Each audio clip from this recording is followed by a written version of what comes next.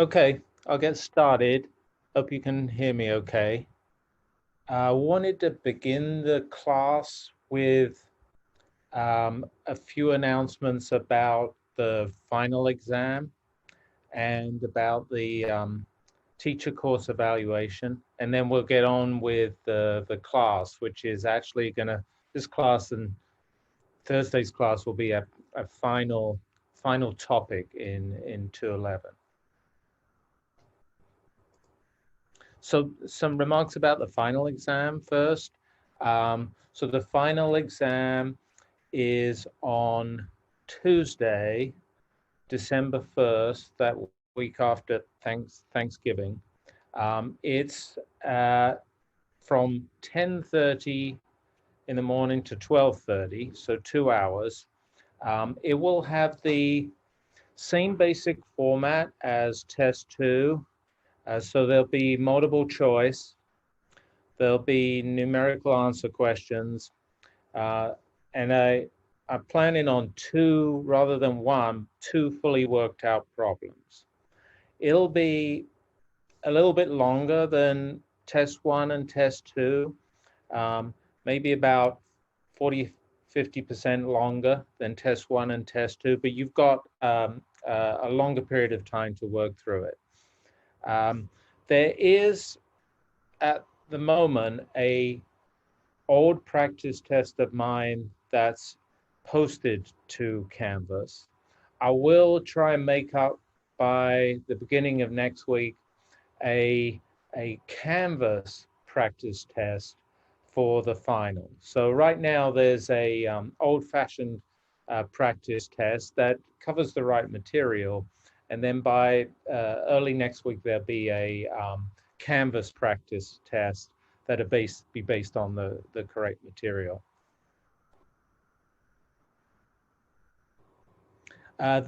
The exam is comprehensive. So it's going to cover all the material since the beginning of the semester, except I won't directly ask questions on chapter one. Chapter one was about units. Chapter one was about dimensions. Of course, you need units and dimensions for the other chapters, but I won't directly ask questions on dimensions and units. The material will be distributed in the following way. So that about a third of the exam will be the test one material, a third of the exam will be the test two material, and a third of the exam will be the remainder of the material. So I'm not weighting post-test two material any more than the test one material or the test two material.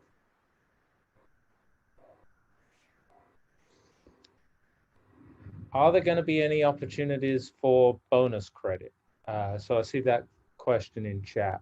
Here's an opportunity for bonus credit. I don't know if this counts as what you're thinking as an opportunity for bonus credit, but remember to complete the online teacher course evaluation.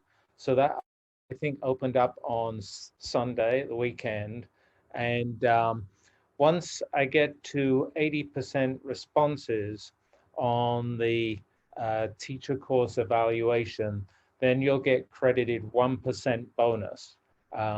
For everybody in the class will get credited 1% bonus once the entire class is up to 80% completion on that. So that is a bonus credit. I don't have any bonus credits on the tests or the final, however.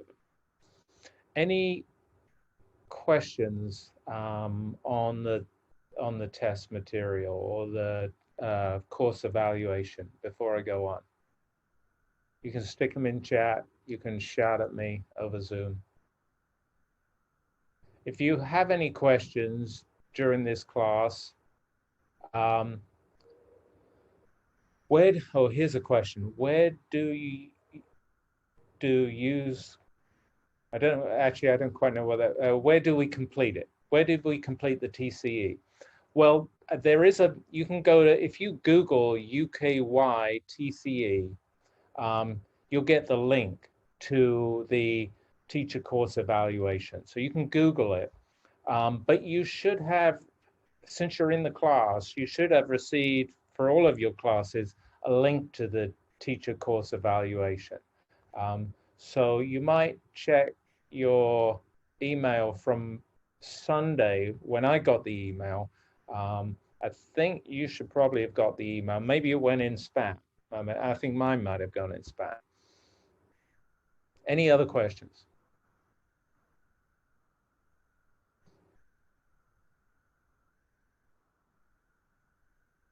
Okay, well then I'll get started with the material for today.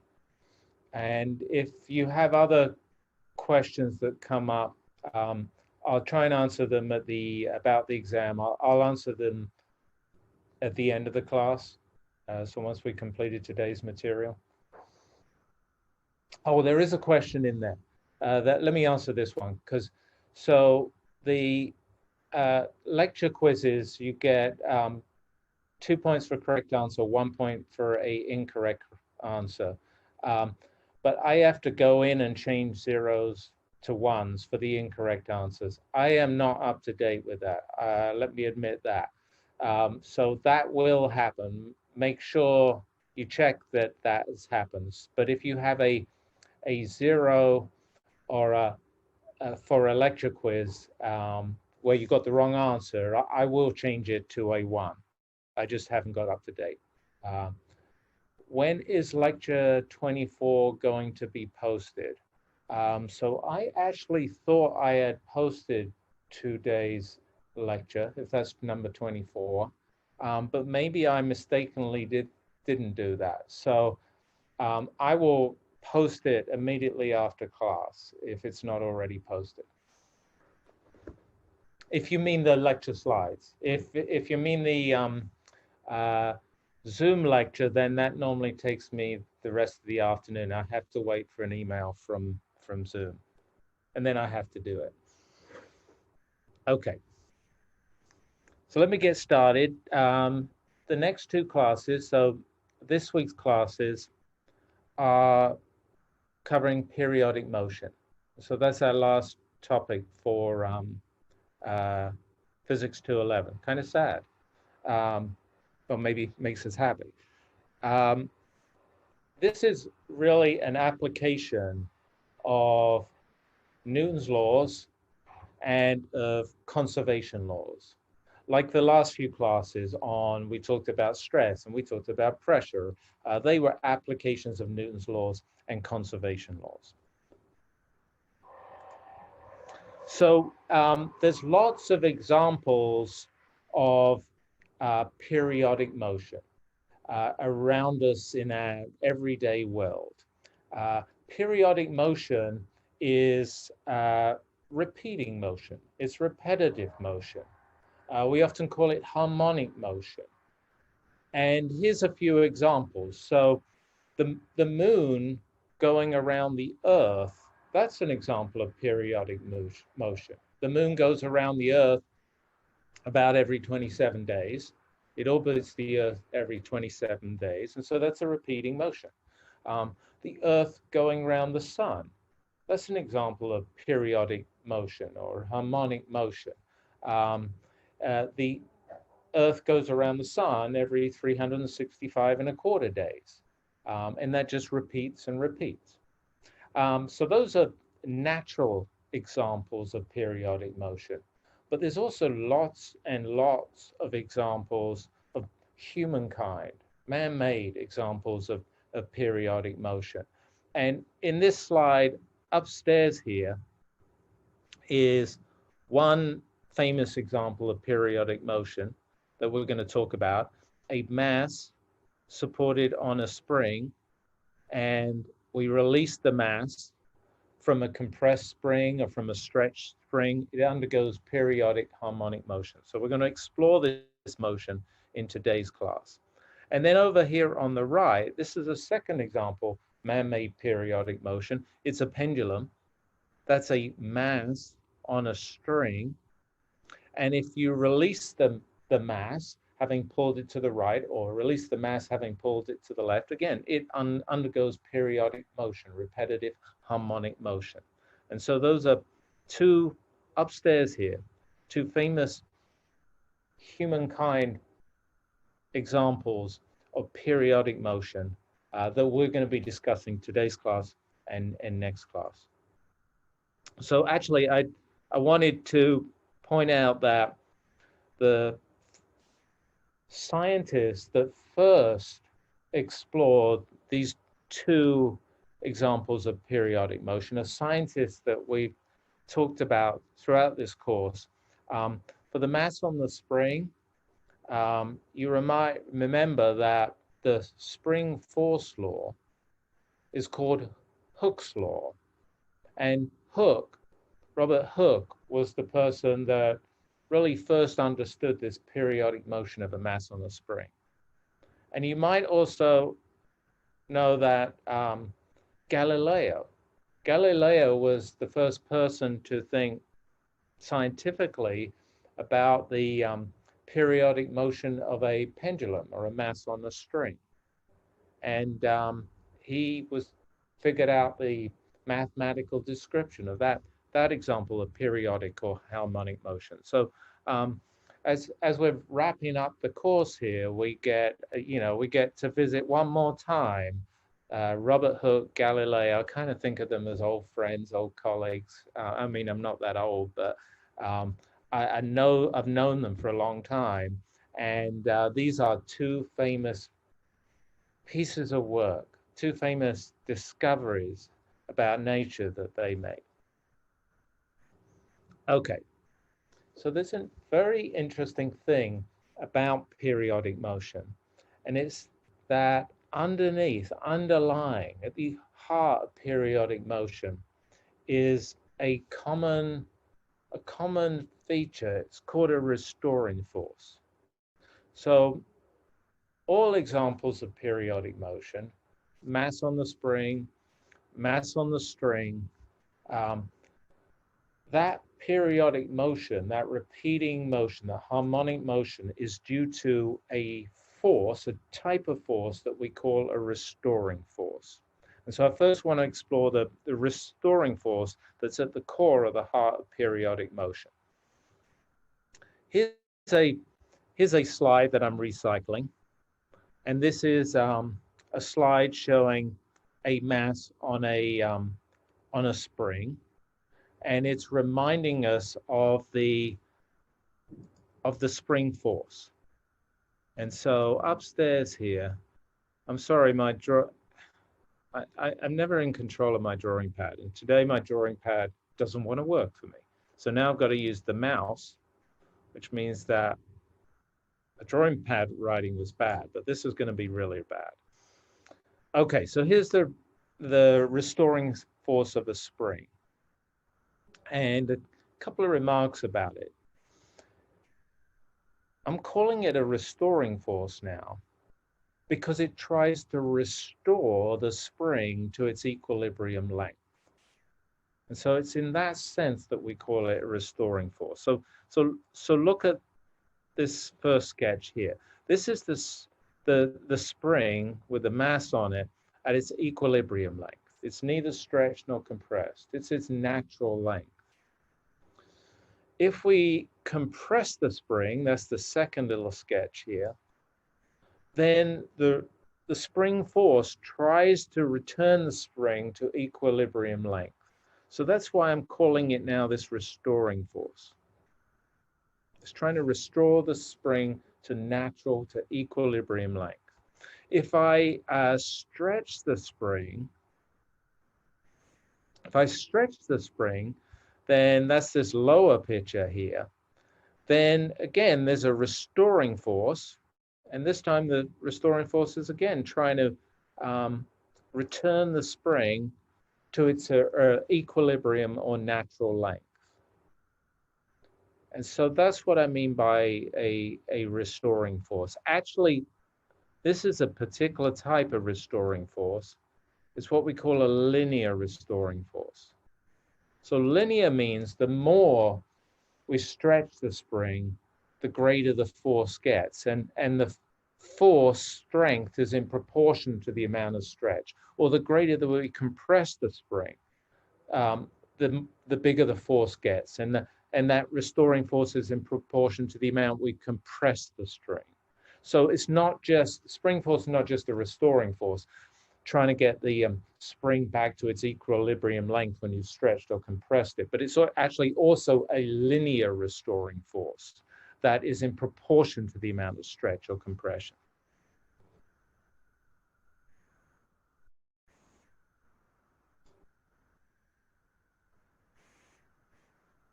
Okay, so let me haven't introduced the idea of a restoring force that's at the core of the heart of all periodic motion. Now let me try and describe some of the properties, the characteristics of periodic motion. This is kind of to introduce the language terminology of periodic or harmonic motion. Firstly, I want to define or discriminate between what we call just harmonic motion and what we call simple harmonic motion. So harmonic motion, it's a periodic motion, it's a repeating motion, and it's associated with a restoring force. Simple harmonic motion is a special type of repeating periodic motion that's actually associated with a linear restoring force. So the spring and the mass, we got a linear restoring force. That's a type of simple harmonic motion. And actually in the next class, we'll see that the mass on the string is also an example, or approximately an example, of a linear restoring force and simple harmonic motion. So on these little graphs here, I tried to picture, we're going to look at these plots a few times. I've tried to picture the periodic motion or the harmonic motion or the simple harmonic motion. So let me just walk through these plots a little bit. So if we look at this example of a restoring force in harmonic motion, I'm graphing position of, say, the mass on the spring vertically as a function of time. And this is a periodic motion because you see there's a cycle here. It's going to be really bad drawing, I'm sorry, where the position increases and then decreases. And then we go through the same cycle again, the position increasing and decreasing. And then we go through the same cycle one more time. And so that's why it's, I'm laughing at my own drawing here. That's why it's periodic motion. That's why it's harmonic motion. It's a repeating motion. So in the case of sinusoidal motion, or the simple harmonic motion, that oscillation to and fro follows this sine wave. So look at these guys. These are these nice, simple sine waves. And so that's the characteristic of simple harmonic motion that results from a linear restoring force. It's not just that there's a movement left and right in a periodic fashion, or a movement up and down in a periodic fashion. That movement left and right follows this sort of beautiful sine wave curve, or that motion up or down follows this beautiful sine wave curve. And so the important thing about these graphs is that, and we'll often look at this, we're basically graphing the position versus time. So x is a function of t, upstairs here in the harmonic case, and downstairs here in the simple harmonic case. And those graphs really allow us to visualize or imagine this periodic repeating motion.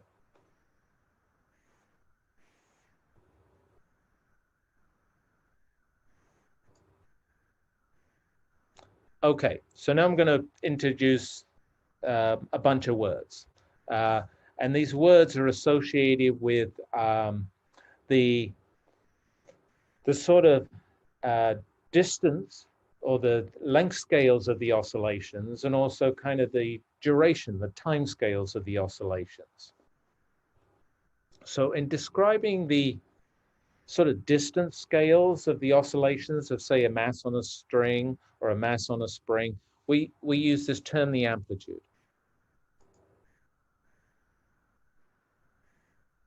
And we'll give it the symbol A, and it is a length or a distance. It's measured in meters.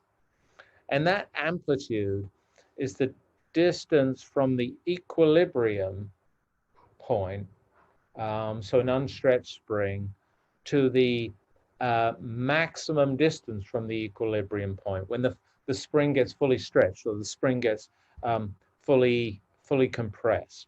And so that's what we mean by the amplitude. And that's how we describe the distance scale of the oscillations. And then we use several terms to describe the time scale of the oscillations, and I've listed them here. So we'll talk about the period of the oscillations, and we give that the symbol uppercase T, and it's an amount of time in seconds, and it's the time taken to complete one complete cycle. So imagine the sine wave for the oscillations of a mass on the spring. It's the time to go up from the equilibrium, up to the crest, down through the equilibrium to the trough, and back to the equilibrium point. That's one complete cycle. And we call that one complete cycle, we call it the period of the oscillations. We often also use, in describing the timescale of the oscillations, the frequency of the oscillations. And that's simply the inverse of the period. It's 1 over the period. So the frequency F is 1 over the period T. And that's just the number of complete cycles per second. So for example, if you have an oscillation of a mass on a spring that has a long period in time, takes a long time to complete a cycle, then it takes a long time to complete a cycle, the frequency is very low. On the other hand, if you have a mass on a spring and it completes a cycle in a short period of time, then its frequency is going to be much higher. Then finally, we'll also use, just because it's convenient, nothing more than it being convenient, I think, we'll use angular frequency. You see that the frequency F is the number of complete cycles per second. But the angular frequency, that's the number of radians completed per second. And it's simply 2 pi times the frequency F, because there's 2 pi radians in a complete cycle. And so, you know, this is kind of our language for describing the simple harmonic motion that we're going to discuss. Here is our language for the distance scales of the length scales of the harmonic motion, and here's our language, beautiful drawing, for our time scale of the oscillations.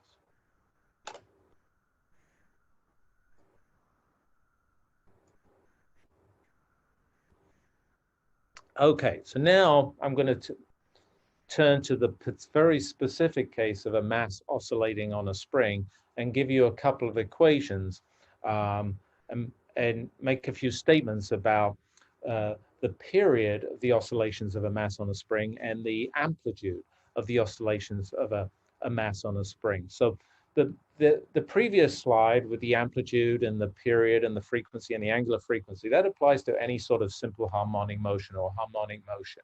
We use those terms to describe harmonic and simple harmonic motion with those words.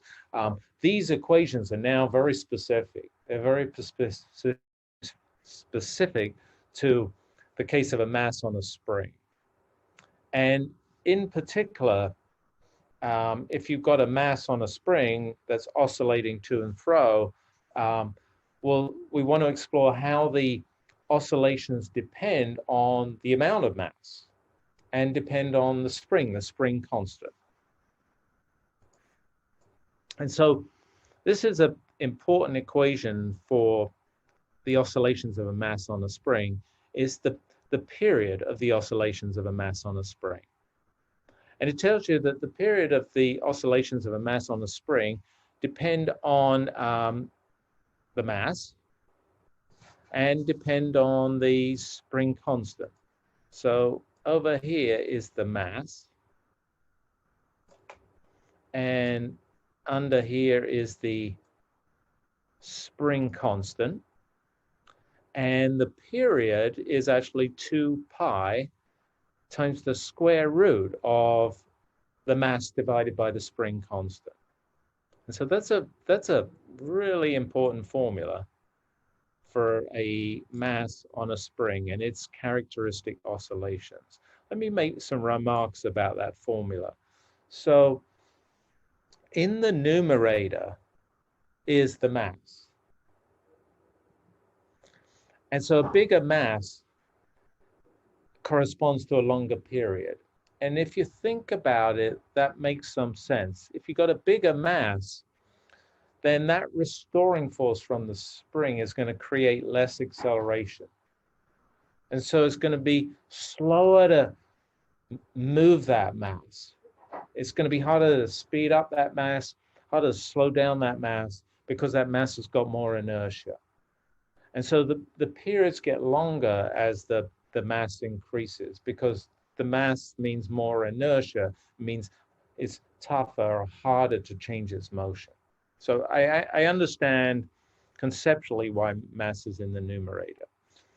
The spring constant is in the denominator. That also makes some sense, right? If you have a strong spring, that's going to exert big forces on the mass. It's a tough spring with a large spring constant. Those big forces are going to change the motion a lot. They're going to accelerate and decelerate the mass a lot, and that will shorten the period.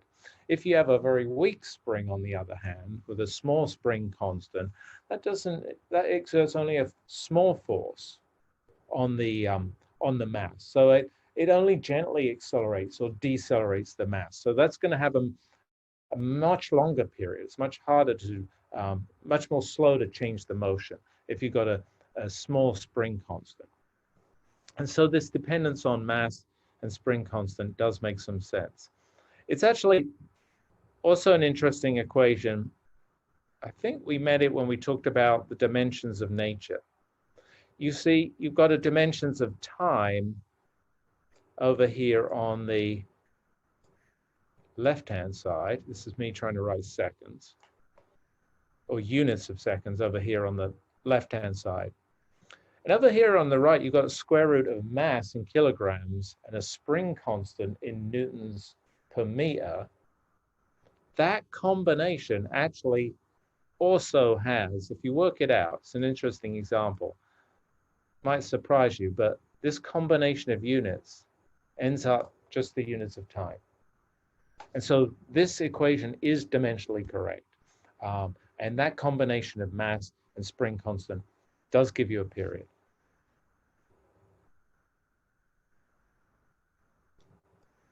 Second equation. It's this little guy here. And this is, the first one was for the time scale of the oscillations. This one is for the amplitude of the oscillations. And this one is interesting too. Let's take a look at this guy.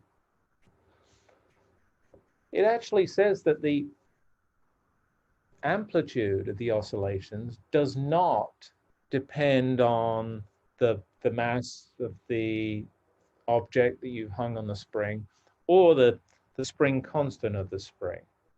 For any mass on a spring and any spring constant of a spring, any mass spring arrangement, in principle, you can get any amplitude, small amplitudes, large amplitudes, intermediate amplitudes, zero amplitude.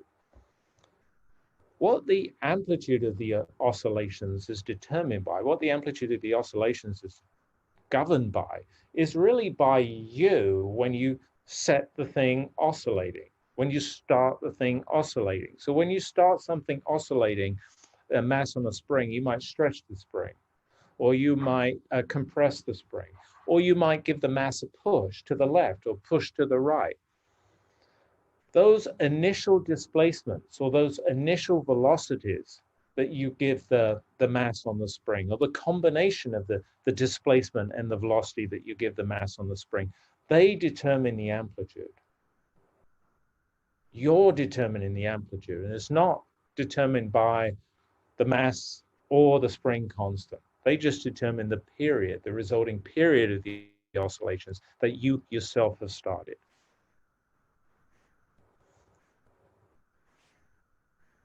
Okay, let me show you a little demonstration. So I'm going to share a different screen. And actually, I'm going to show you two videos. One where I'm going to change the mass on a spring, and one where I'm going to change the spring constant of the spring.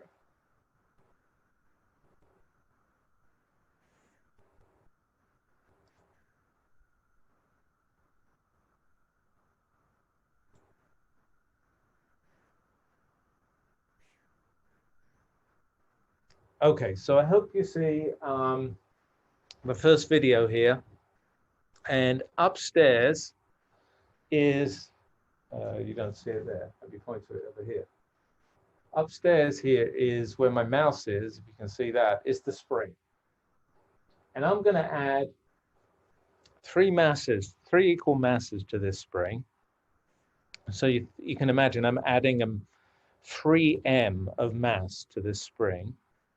We're going to watch the oscillations, and then I'm going to remove one of the masses and watch the oscillations of 2m of mass on the spring, and then remove another mass and watch the oscillations of 1m of mass on the spring. So I'm going to change the mass on the spring from 1, 2, and 3 units of mass. And the thing to think about is, well, does the period of the oscillations, does that change as I change the masses?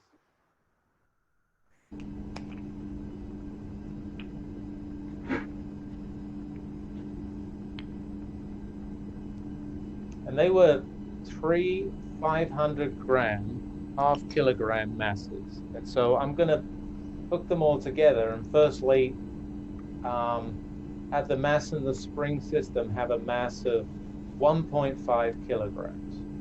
So this is the heaviest mass. And think about, it's kind of mesmerizing, I always think, that motion. Think about the period of it. And now I'm going to just remove one of the masses and do the same thing with the two masses. And now think again about the period of these oscillations. I think you'll agree that they're shorter. And they're shorter by a factor that is the square root of 2/3. That comes about from that dependence of the oscillations on the square root of the mass. And now I'm going to remove one more mass. And so now this is 1/3 of the original mass. And the oscillations are even shorter. And they're actually shorter by an amount that is the square root of 1/3. And so that's a demonstration how the oscillation periods depend on the mass. Now, the oscillation amplitudes had nothing to do with the mass. It's just how much I pulled the spring when I placed 1m, 2m, 3m of mass on the spring.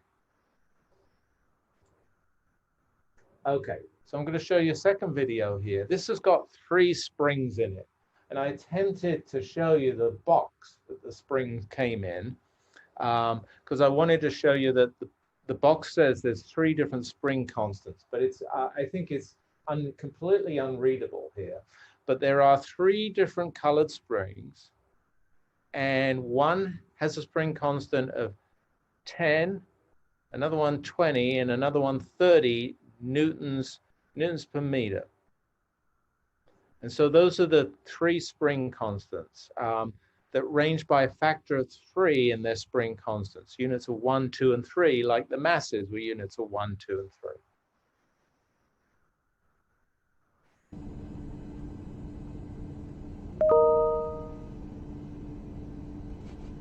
And there are the springs. It's hard to see the colors here. This is the green one, this is a blue one, and this is a red one. And the red one is the 10 Newton meters per meter. And the green one is the 30. So the red one's the weakest and the green one's the strongest, and the blue one is in between. And now I'm oscillating these masses on here, and compare all the masses are the same. Compare the periods. I think I'm going to slow this down a little bit if I can. Kind of makes me feel ill when it goes that fast.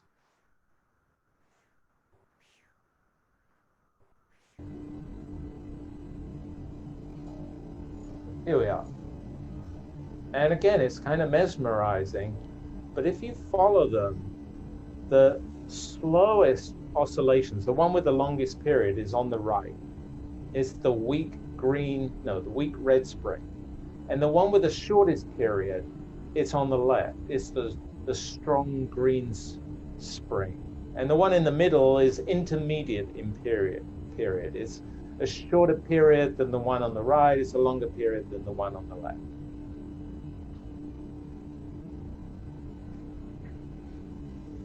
Well, I could watch that all day, but let's move on. And I'm going to go back to my slides.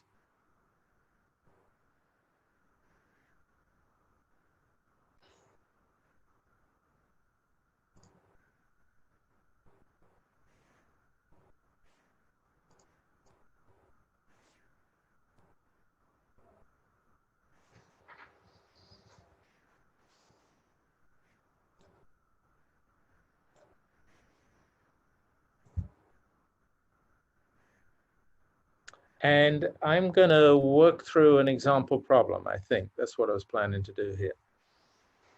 And in this example problem involving the harmonic motion of springs, we're told that 4 people, total mass, 320 kilograms, so 80 kilograms each, say, are sit in a 2,000 kilogram car. And when they do that, the suspension, now the car's suspension is a bunch of springs, 4 springs, say, at each corner of the car. The suspension compresses by 0.8 centimeters. And we're going to figure the spring constant of the car's suspension. It's just something we have to do first, really.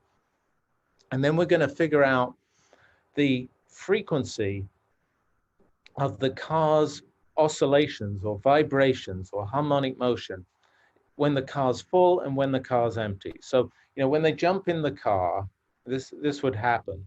When they jump in the car oscillates up and down with a characteristic frequency. And that's the frequency when the car's full. And when they jump out the car would also oscillate up and down with a characteristic frequency. That's the characteristic frequency when the car's empty.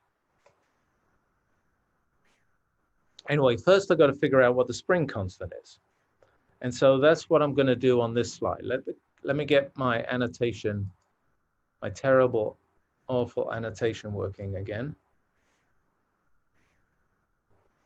And this slide, my goal of this slide is to calculate the spring constant. And then we can worry about the frequencies of the vibrations of the empty car and the full car. So I started with this picture.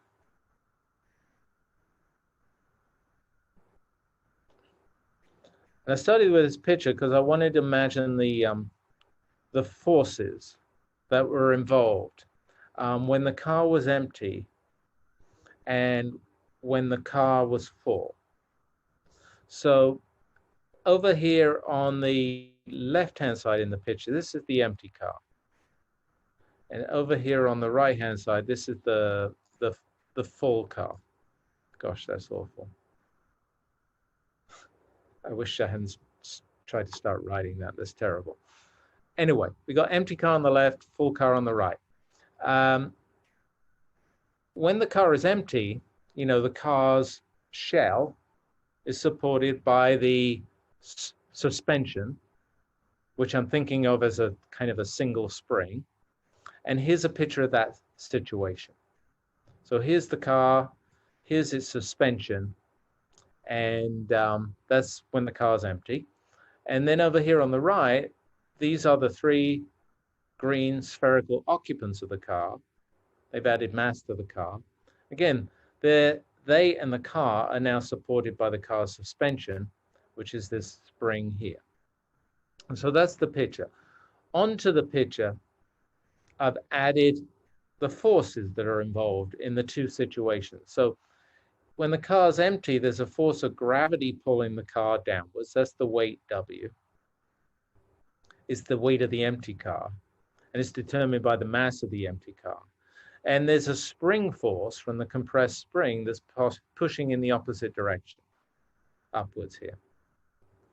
When the car's full, then again, there's a force downwards in red here due to the weight of the full car, which depends on the mass of the car and the occupants. And that is being balanced again by a spring force from the suspension. And that counteracts the weight of the car with the occupants. So the important thing in these two pictures here is that in the empty case, the weight of the car alone is smaller, the spring force is smaller. In the case of the occupied car, the weight of the car and the occupants is larger, and hence the spring force is larger. That means that the compression of the spring is smaller when the car is empty and bigger when the car is full. And what we know, so the key thing that we know is that the difference between the compression of the suspension when the car is empty and when the car is full is 8 centimeters or 0.08 meters. And so that was the key picture I needed to understand this problem. Well, then I went over here, and I'm going to try and calculate the spring constant. And so what I did was I wrote down these two equations, 1 and 2, I labeled them. They're equations for the upstairs here. This is the full car situation. And downstairs here, equation 2, this is the empty car situation. So when the car is empty, that spring force is equal to the weight of the empty car. I called that just W. And when the car is full, that spring force is equal to the weight of the full car. I called that W prime. And then I just substituted in expressions for the spring force in the two cases and the weights in the two cases. So I wrote the weight in terms of the mass of the car and the occupants over here on the right-hand side. I wrote the spring force in terms of the compression of the springs when the car was empty and the car was full. That's the X and the X prime. So if you look at this pair of equations, we want to solve it for the spring constant. And so it's easy to solve this for the spring constant if I simply, for example, take the difference between the two equations. That cancels out the car's weight on the right-hand side, and it gives this little equation here,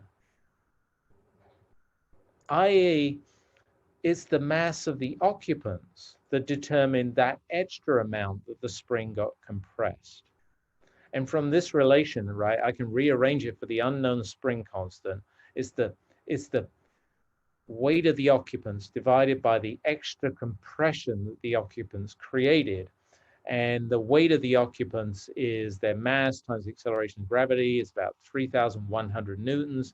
That compression of the spring, it was, I've got here 0.0. This might be a typo. I can't remember. Let me go back to the previous slide. Which one's a typo?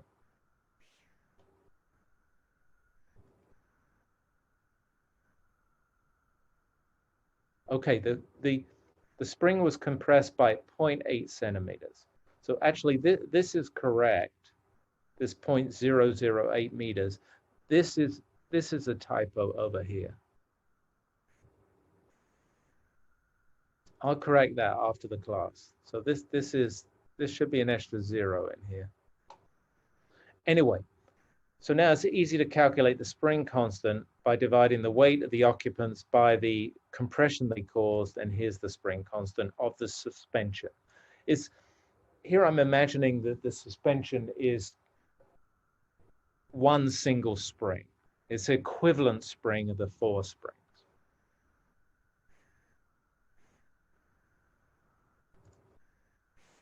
Okay, so now I can calculate the frequency of the empty car and its vibrations, and the frequency of the, oh, I've got a typo here. One of them's the full car. Here's the full car and its vibrations.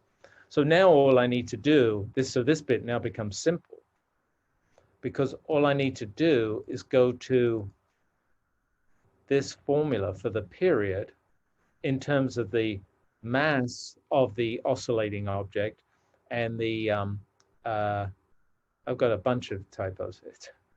Mass of the oscillating object and the spring constant. So here's the mass of the car divided by the spring constant, gives me a period of 0.45 seconds. Here, this is the mass of the car and the occupants. That's 2,350 kilograms rather than 2,000 kilograms. And that will give me the period when the car is full. It's 0.49 seconds. So the car on its own, its period is a little shorter, which makes sense because it's easier to oscillate the car on its own, the empty car, up and down, to vibrate it up and down. The car with the occupants in it, that's a little heavier. And so it's a little harder to move that car up and down. So its period is a little bit longer. And so these differences in period are due to the differences in mass, and they make sense.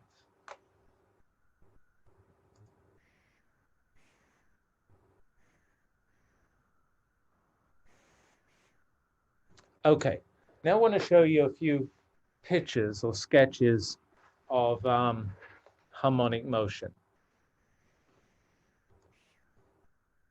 And I'm going to just quote some equations for you. So the equations that I'm going to show you can be derived from this idea that the spring supplies a linear restoring force.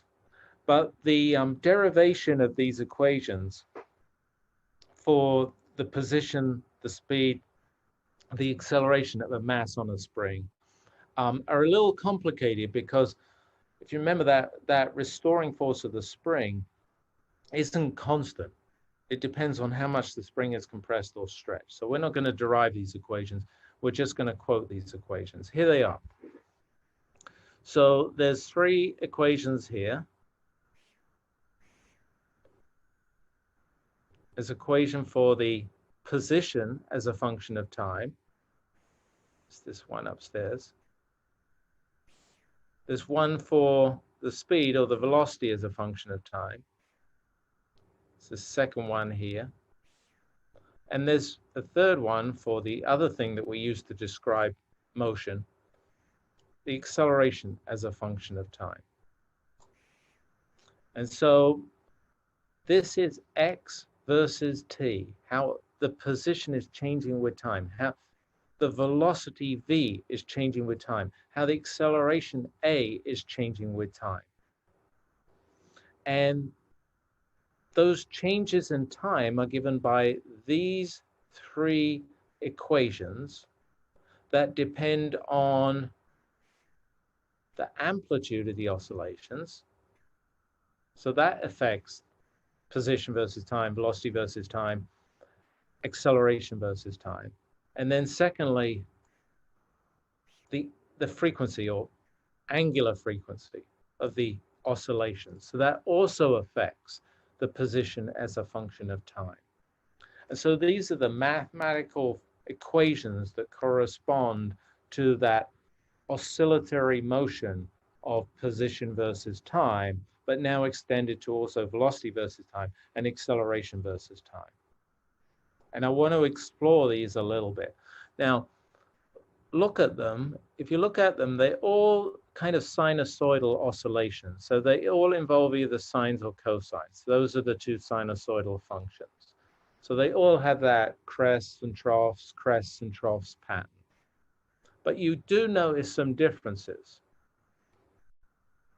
For the position versus time, the quantity multiplying the sinusoidal function is just the amplitude. For velocity versus time, it's the amplitude times the angular velocity.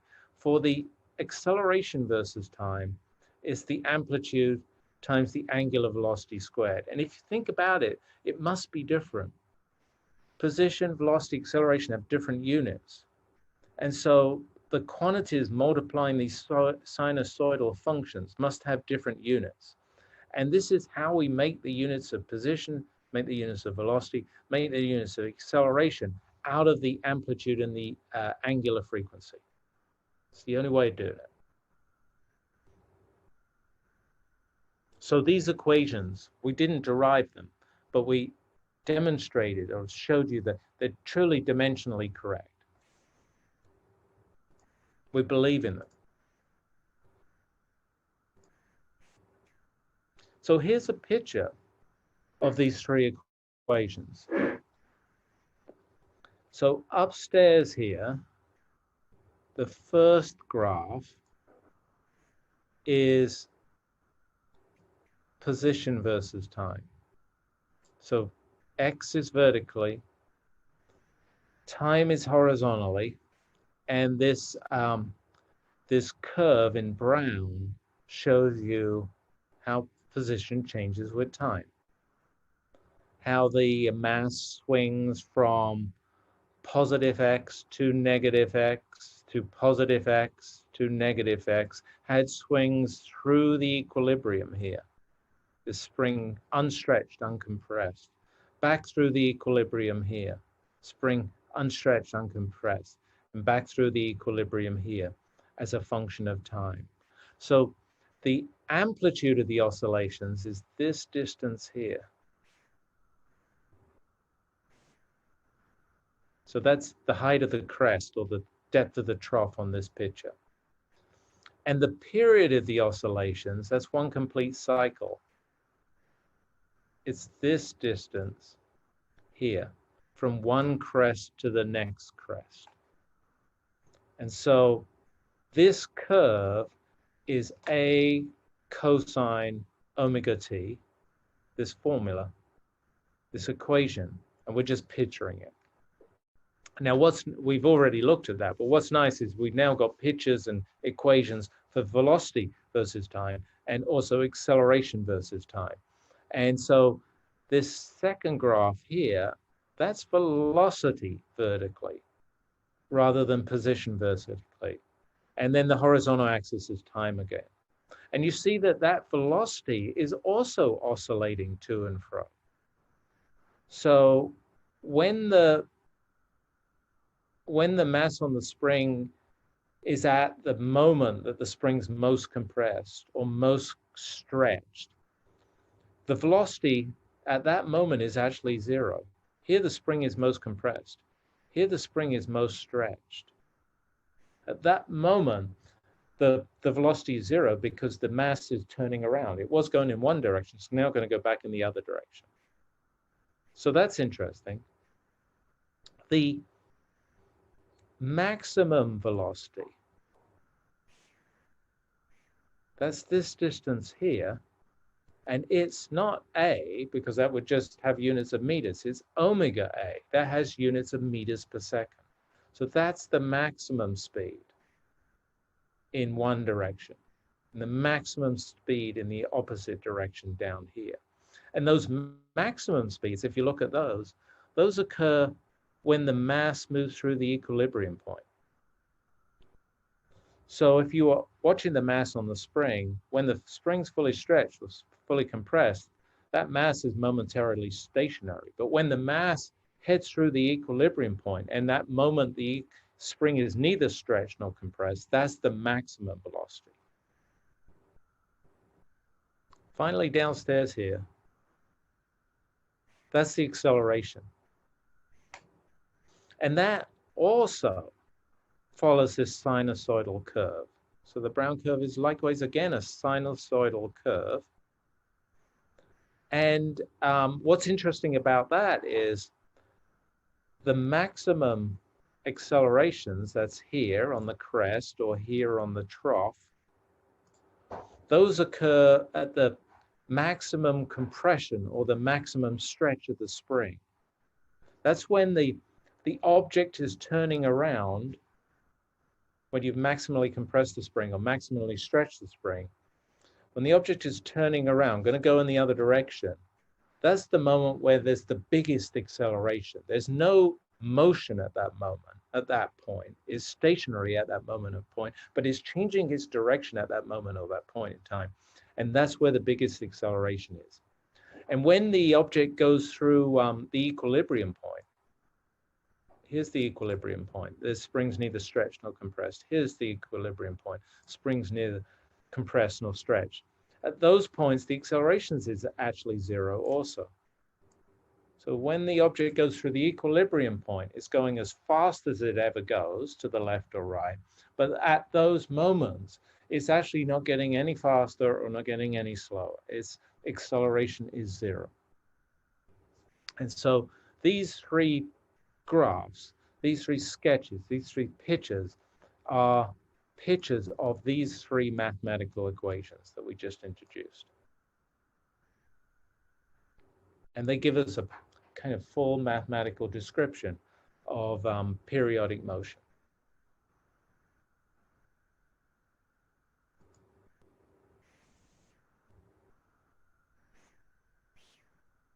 Okay, let's look at a quick example of reading those graphs. Check we can understand these graphs. And so here's a particular, on this slide, there's a particular graph that I've sketched downstairs at the bottom here. And it's showing some periodic motion of a mass on the spring.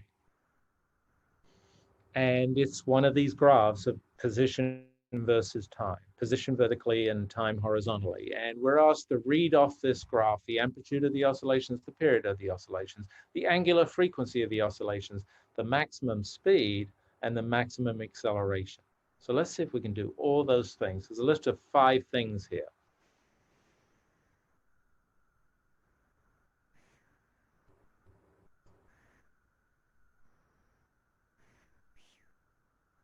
And so on this slide, these are the answers to the 5 questions that we're asked.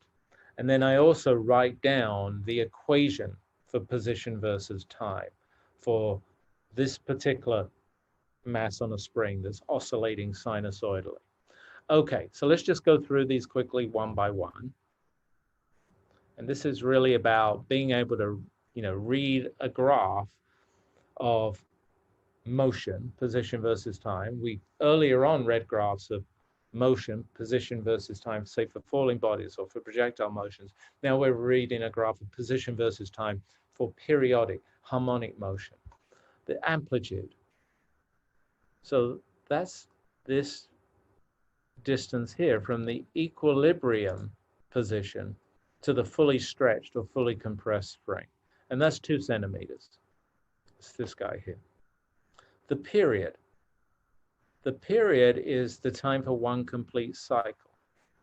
That's this distance here, or this duration here. And that's from 1 second to 5 seconds. So that's 4 seconds of duration. So that's this guy here. The angular frequency. Well, I can't really just see the angular frequency on position versus time graph. But if I've got the period, it's easy for me to calculate either the frequency f or the angular frequency omega, the number of cycles per second or the number of radians per second. So the angular frequency is related to the period is 2 pi times the inverse of the period. And that comes out to be 1.57 radians per second. And it would be, if we wanted the frequency, it would be 0.25 radians per second. The maximum velocity. So how are we going to calculate the maximum velocity and its partner, the maximum acceleration? Well, think back to those graphs, or think back to those equations. You think back to the equations, there was a sinusoidal function, a sine wave or a cosine function, and it was multiplied in the case of the velocity by a omega. And it was multiplied in the case of the acceleration by a omega squared. And the a omega and the a omega squared correspond to the maximum velocities and maximum accelerations, because the maximum values of the sinusoidal functions, the cosine and sine functions, that's 1. And so the maximum velocities, maximum accelerations are just omega a and omega squared a, respectively. Well, at this point, we know a is 2 centimeters. We know omega is 1.57 radians per second. And so I just need to multiply omega and a to get the maximum velocity. It's when the object is passing through the equilibrium point, and multiply a by omega squared to get the maximum acceleration. It's when the spring is most compressed or when the spring is most stretched. Finally, downstairs here, if I wanted to write out the particular formula, equation, that corresponds to this oscillation in this graph here, well, I could take my general expression for position versus time as the amplitude times this sine or cosine function of omega t, and fill in the amplitude, 2 centimeters. Fill in the angular frequency, 1.57 radians per second. And this equation here is the curve that was sketched on this graph. Okay, so that was an example of reading graphs.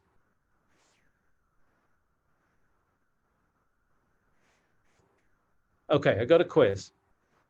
So the question says we've got 2 mass spring systems, and they were just labeled A and B. We're told that the amplitudes of the oscillations are equal, but we're told that the period of A's is twice the period of B's, and we're asked questions about the maximum speed. So if the period of A is twice the period of B, then the frequency and angular frequency of A is one half the angular frequency and frequency of B. So the frequency of A is smaller by a factor of 1/2. The maximum velocity, which is angular frequency times amplitude, is then also smaller by 1/2, because the omega is smaller by 1/2, but the amplitude was the same. And so the correct answer there is that the maximum speed of A is half the maximum speed of B. And if you were watching it, you would probably just see this, right? You would see A and B swinging to and fro by the same amount, the same amplitude, but A going at half the speed, taking twice the time as B. Okay, last topic. And I'm going to introduce this topic, and I've got an example of this topic, but I suspect I'm going to do this example of this topic in the next class. So I'll check the homework assignment whether you need this topic of energy conservation for the homework assignment. If you need it for the homework assignment, I'll extend the homework assignment.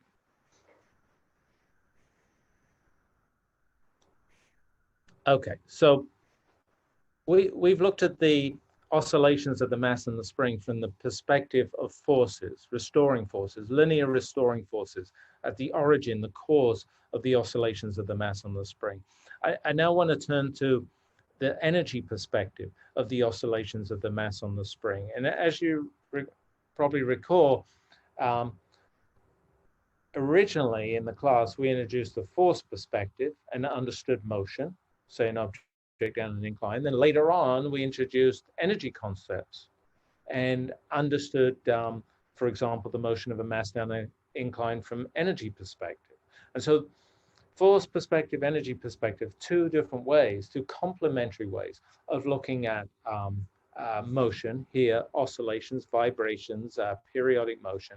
And so they give us a sort of deeper and fuller understanding of the motion.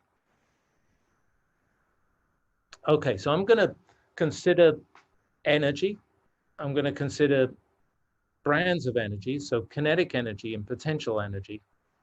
And I'm going to consider kinetic, potential, and total energy for this little sketch of a mass on a spring at three specific compressions.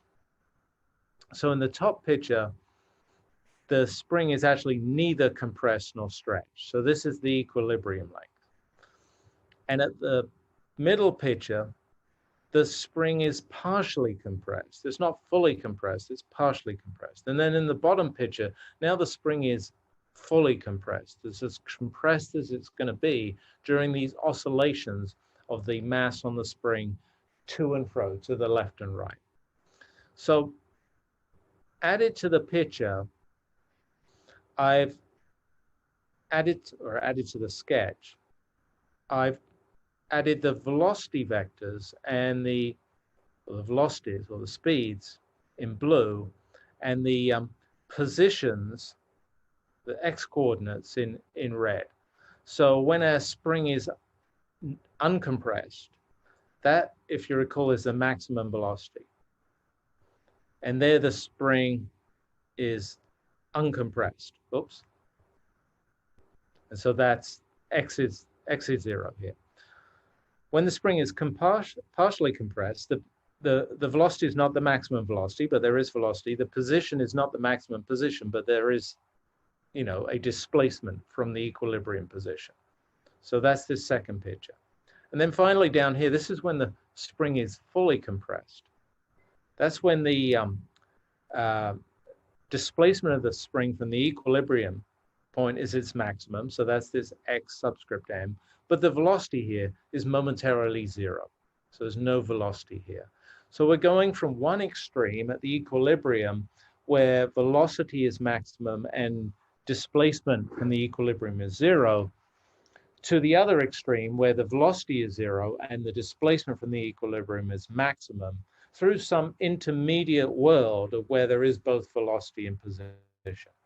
And in these three pictures, I want us to imagine or visualize, I'm looking at the clock, I want us to imagine, visualize the energy, the different types, the different forms of energy. And that's what I'm going to add to this picture on the next slide. Here we're visualizing those very obvious things like position and velocity that you just see naturally with your eyes. On the next slide, we're going to go to that deeper level, that underlying level of the kinetic energy associated with the motion, the potential energy associated with the compression of the spring, and the total energy that is the combination of the kinetic and potential energy. And so here's the energy perspective. Exactly the same picture as the last slide over here on the left, but I've added over here on the right my understanding of the energy in each of these three cases, from the uncompressed to the partially compressed to the fully compressed spring. When the spring is uncompressed, in that case, there's kinetic energy, and it's actually the maximum kinetic energy, 1/2 mv m squared, because the object's moving. But there's no spring potential energy because the spring's uncompressed. And so that's the energy at the equilibrium point. It's all kinetic, none of it's potential. The sum of these pieces is the total energy. And we could write an equation for that, in terms of the amplitude and the oscillations and the angular frequency. It'd be this equation here. It's just replacing the maximum speed with a omega. Let's go downstairs to the bottom here. This is when the spring is fully compressed. When the spring is fully compressed, then there's no kinetic energy because momentarily the object's not moving, but there is spring potential energy. There is potential energy, and that's the maximum amount of spring potential energy. It's 1/2 kxm squared. And we can write an equation for that total energy by filling in the expression for the maximum position, which is the amplitude of the oscillations. In between, what about in between? Here's neither not compressed, uncompressed, nor fully or most compressed. This is partially compressed. In between, there's both kinetic energy and there's potential energy.